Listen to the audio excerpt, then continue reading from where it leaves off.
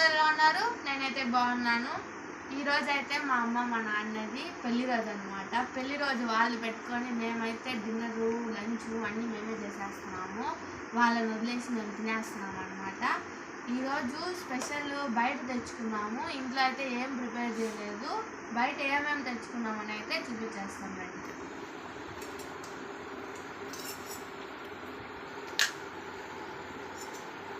ముందుగా ఇదైతే chicken curry,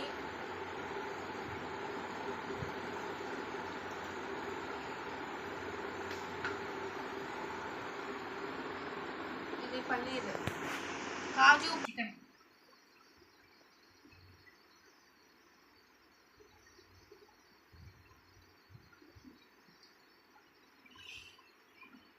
super ఉన్నాయి ఫ్రెండ్స్ అన్ని ఐటమ్స్ అయితే.